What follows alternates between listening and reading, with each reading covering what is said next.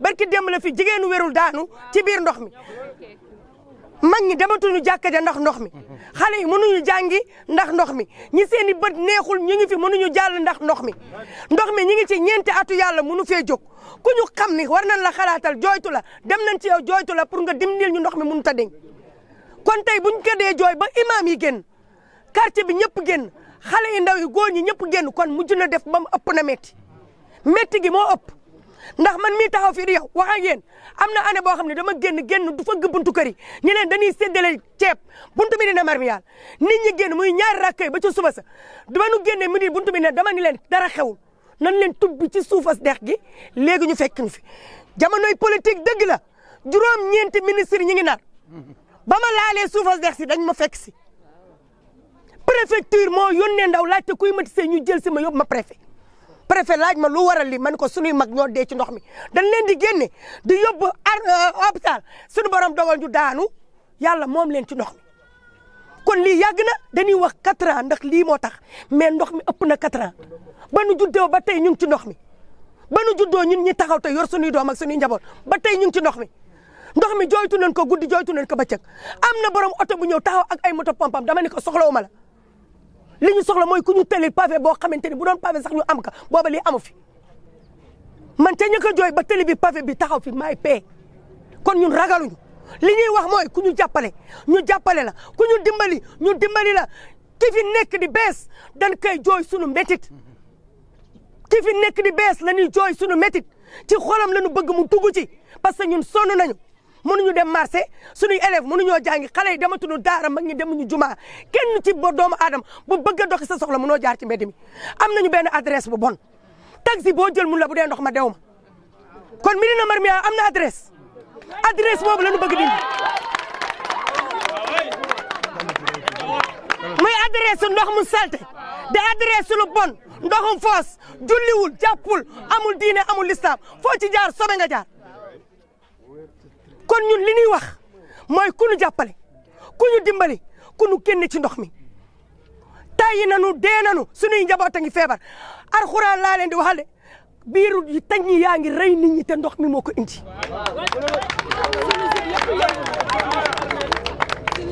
nit ñaa ngi xasanu nit ñaa ngi wokkatu sunu doom yaa ngi siburu mag ñëpp a ngi siburu ñu ngi ci biir kër yi kenn mun leen évacuer parce que amuloo leen foo leen jaarale benn tali bi lañ am tout droit la amuñu fooy wëri kon dee nanu nanu jàppale te yàlla kese tax ndimbal la ñuy woote lii nuy woote nag dañu bëgg bis naka tey fii nu ko waxe balaa nu koy waxaat une semaine fekk gis nañ ci ay loxo ci def loxo am na lu nu bëgg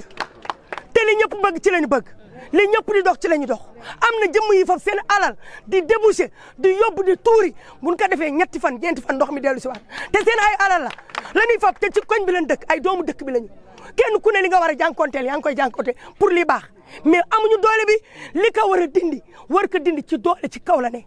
kon ñi ci kaw la ñuy waxal nanu ñëw jàppale ñu dimbali ñu suturaal ñu yiir ñu ak suñuy njaboot ndax dee nañu ñoo ngi jéggalu ñëpp di baalu ak ñëpp ci kaddu jigéen ñi waxal naa sama ndaw la jigéen ñi fi nekk yëpp maa ngi baalu ñëpp. Je suis le président du conseil de quartier de Darou Médine. Aujourd'hui, nous sommes ici réunis pour parler d'une problématique qui nous tient à cœur. Depuis 4 ans, nous vivons une situation qui nous cause énormément de difficultés. Lorsqu'il s'est agi de faire cette route-là, il y avait sur l'assainissement, il y avait un petit diamètre, semi-collectif. Mais lorsque l'entreprise qui devait faire cette route est venue, elle a décapité l'assainissement, le réseau, et a changé le réseau en gros diamètre. Donc tous ces ménages qui sont branchés sur ces tronçons-là, leur bout de vidange pénètre le réseau. Et plus loin, ça rejoint le petit diamètre. Donc ça crée ces obstructions-là. Depuis 4 ans, nous vivons ce problème-là. Et pendant l'hivernage, le problème est exacerbé par les eaux de pluie. Donc nos populations vivent de gros risques. Le paludisme est là, prégnant. Les maladies chroniques sont là, respiratoires. Les dermatoses sont là. Donc personne ne peut plus passer. Et les véhicules et les personnes. Tout le monde a des difficultés pour passer. L'ONAS, à chaque fois, nous interpellons l'ONAS, mais l'ONAS est limité par rapport aux moyens. Donc nous interpellons les nouvelles autorités de ce pays-là, en passant par les autorités communales et territoriales. Nous lançons un appel. La solution, elle est connue des techniciens. L'ONAS connaît la solution. Il faut redimensionner ce réseau-là et mettre le tout en collectif, changer le petit diamètre en gros diamètre. Tant qu'on n'a pas fait ça, ce problème restera entier. mais les populations en souffrent énormément. Et les véhicules, et les personnes, et les biens, rien ne peut rentrer. Les taximans, si on prend un taxi, ils n'acceptent pas de venir ici. Et pendant l'hivernage, les eaux de vanne mélangées aux eaux de pluie, ça infecte tout le quartier. Tout le quartier. Ça pose énormément de problèmes. Donc nous interpellons les nouvelles autorités. Le DG de l'ONAS est venu ici récemment. On lui a exposé le problème. Nous attendons qu'ils rendent compte aux autorités supérieures pour qu'ils prennent une décision radicale. Mais en attendant, nous lançons un appel aux autorités pour que pour cette présente hivernage, qu'on nous dote de motopompes pour que nous, populations, nous, communautés, nous puissions prendre en charge certains aspects. Après l'hivernage, qu'on trouve une solution durable à ce problème-là, parce que ça pose énormément de problèmes et ça pose des problèmes de santé communautaire. Donc la population est ici réunie. Nous ne sommes pas dans des dimensions vindicatives. Nous voulons collaborer avec les autorités et trouver des solutions durables pour notre problème. Donc c'est ça le problème, nous vous remercions. D'accord. Durant cette état, comment vous en avec tous ces contraintes-là? C'est une redondance. Tout le temps, à chaque fois que l'eau refoule, nous appelons l'ONAS. L'ONAS ne dispose pas d'hydrocureur. Il faut qu'on appelle le service ONAS de Louga, de la région de Louga, pour avoir un hydrocureur. Si l'hydrocureur vient, si on débouche ça, 2 jours, 3 jours après, l'eau revient. Donc durant toutes ces 4 années, c'est la même situation. Vous avez vu les herbes là.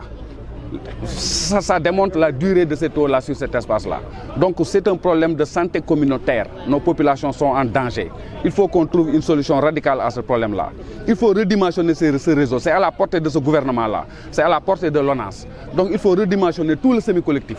Mais dans l'urgence, il faut gérer cet hivernage-là. C'est ça l'urgence. Après l'hivernage, il y a une route qui doit être construite. La partie qui reste à être redimensionnée en collectif pour que ça devienne fluide et sur cette partie-là. Donc nous appelons les autorités gouvernementales à travailler en concert entre projets et services techniques pour trouver des solutions et faire une mise en commun des moyens dont ils disposent. Oui.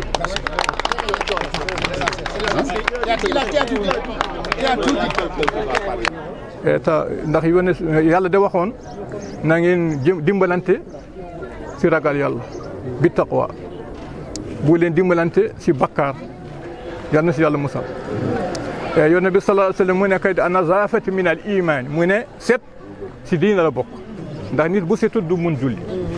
tabaarkalla ku ne xam ne fii ak arween motu sax 5 mètres fii ak jàkk ji 5 mètres 10 mètres nan lay ndox mi nekk fii daawaat jég ba léegi ñettat wala ñeentat oto boo jël mu ne bu dee médecin ya demoom ku ne xam ne malaat yaa ngi fii jigéen yu wéreet yaa ngi fii nga indi sa ravitaillement yaa ngi fii yëpp ay lorom te yonent bi sallallahu alayhi wa sallam mu ne woon képp ku xam ne da nga taxaw sa mbokk julli si aajam yàlla dina faj sa bisum et tabarakallah ñu ngi jooytu si nguur gi nañu dimbali ndax ndox mi lor nañ trop kenn mënatul jaar fii da ngay wëri rek boo jëlee oto di wax ne ah ma de bu dee mairie ma demoon ndax fu ndox mi wax nañ ko ay yoon waxaan nañ ko ay yoon waxaan ay ko yoon wante tabaarikalla yéen waa Tel ñu ngi leen sant di leen wax na ngeen jottali nguur gi nañu jàppale lillahi wa rasuli am na mag ñu fi daan sax fii kenn ñëmtu mëntu ñëw jàkk mëntu ñëw juma am na xam ne daaw ñoom daan soog daawoon nañ ñëw juma wante mëntu ñi ndax mag yi mëntu ñi fii amul yoon et tabaarikalla lii moom lor bu rëy la sax ñëpp a sonn fii wax nañ ñu di yaakaar sax xanaa di si amul solution lu mot ñettat ba léegi ñu ngi wax kenn dégluwuñ et tabaarkalla ñu xam ñu ngi ñëw nguur bi bees bi yal na yàlla jàppale di leen dimbali nañ jàppali di wajhillahi taala wa rasul ndax ñun sonn nañu wallahi sonn nañu yàlla xam nag sonn nañ ndax julli sax waru tax muy jooytu wante boo sonnee rek da ngay jooytu ñu ngi leen di jooytu ngeen dimbali si ndox mi tabaaraka kii kenn mëntu ñëw jàkk dem yaakaar na nit na bu nekkee diggante jàkk ak armeel war na xalaat lu bëri ndax si jàkk bi lañ lay kii si armeel lañ roof bon nag war nañ gëstu fii Médina bu baax ndax ndox mi yàgg na fi torop wax nañ ba sonn yëpp tabaaraka ñu waa Tel yi yëpp ñu ngi leen sant nañ leen di war na ngi jottali suñu kaddu si gouvernement mi waaw nañu jàppale. ñeenti at a ngi nii ndox mi la ñuy dundee tali bi ñu koy defar dañ fi fekkoon benn réseau semi collectif bu doon dem maanaam tuyau bu ndaw diamètre bu ndaw tali bi mu ñëwee daf ko dindi defaat ko diamètre bu mag pad yi di dugg si biir réseau bi te pad yi waruñu woon dugg c'était tout l'eau à l'égout et non tout à l'égout léegi bi ñu demee ba si kanam day pad yi bu demee ba si kanam day jotaat tuyau bu ndaw bi mu bouché que complètement ñeenti at ndox mi du dem bu ñu woowee ONAS bu ñëwee soxla hydrocureur il faut mu taper sur Louga pour Louga jox ko hydrocureur lu toll na région opérationnelle warul manquer hydrocureur donc ONAS dañ ko jox hydrocureur mu mën def liggéeyam correctement nawet bi nag bu ñëwee day gën a metti ndax ndoxu salte bi ndoxu fosse bi day jaxasoog ndoxu taw bi fii zone inondable la quartier bi mooy inondé donc nit ñi am nañu ay problème mu wokkatu ay picc am nañu problème mu respiration des maladies chroniques respiratoires paludisme Ndar mi ngi nekk en zone d'élimination mais paludisme ba léegi dafa prégnant fii si Daaru at bu nekk dañuy am ay talibé yoo xam dañuy faatu fii si Médina Marmial donc ñun li ñuy laaj autorités yi mooy ñu ñëw jóg si ndox mi saafaraal ñu ko maanaam ñu redimensionner réseau semi collectif bi fi nekk ndax semi collectif moom xajatul si ville bu mel na Saint-Louis waxuma ak fii si Médina Marmial feneen fa mu am koñ yi ñoo tax fii koñ yi yaatu na collectif xaj na fi nañ ñëw ñu redimensionner réseau bi loolu mooy solution bi nga xam ne population yi service technique ak autorité yëpp d'accord nañ si loolu mooy solution durable bi ñu war a def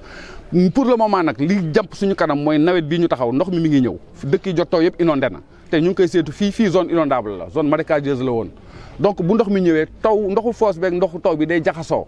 kenn dootul dem kenn dootul dikk imam yi mënuñu dem jàkka ja xale yi mënuñu dem gis ngeen buuxante bii am fii fu bu ñu jàll commerce yi nekk fii bâtiment bii ngay gis am na commerce yu fi nekk commerce yeeg population ñëpp a impacté donc li ñuy ñaan mooy autorités yi ñu jóg si problème bi ndax ñeenti at duñu wax ni yëguñu ko donc ñu ngi jaar si autorité communale yi autorité territoriale yi préfet gouverneur ñoom xam nañu problème bi ndax CDD yi ñu fi mos a def ñoom ñoo koy waxal seen bopp donc xam nañu solution boo xamee solution bi nag da nga koy radicaliser systématiser ko régler ko benn yoon mu jeex ñun nag nekkuñu si ay takk ay xonq ak ay vindication ñun dañu bëgg lu technique ñu collaborer ak population yi ñu trouver solution bu durable ñu régler problème bi lii nag dañuy dànkaafu population autorités yi mën nañu def comme ñëpp nag génn si tali yi wax ñaxtu xuloo xeex def sànni xeex def lépp mais ñun nekkuñu si loolu bu ñu réglé wu suñu problème nag foofu lañ jëm foofu lañ jëm parce que ñi ko nit ñi defee di ñuy saafara seen problème ñoom mën nañ ko def donc na autorités yi jóg c'est à leur portée DG ONAS ñëw na fii wax nañ ko lépp xam na lépp donc ONAS tamit bi nga xam ne moo fi nekk di liggéey ONAS mënul liggéey loxo kese région opérationnelle bu toll na Saint-Louis ONAS amul hydrocureur te assainissement wu Daaru bi ñu koy defar assainissement wu Daaru projet bi jëndoon na hydrocureur bu bees tax CTB moo ko jëndoon jox ko ONAS oto boobu ma nga Dakar te waa population wu Daaru ñoo ko moom ak Médina Marmial bu foos yi feesee mu mën ko manque donc hydrocureur boobu nañ ko mettre à la disposition de l'ONAS wala ñu jox ko hydrocureur bu bees mu régler suñu problème mais ay la yëwoon saafara bi mooy ñu changer réseau bi def ko réseau bu collectif mu nekk tout à l'égout comme yeneen quartiers yi foos yi sax mën fi jóge nit ñi mucc si wokkatu bi nit ñi mucc si respiration yi am jafe-jafe nit ñi mucc si paludisme bi xam ne mi ngi fii ñun daal loolu mooy suñu wax autorité nañ jóg si wax ji ñu régler ko définitivement sinon ñun daañu passer si beneen vitesse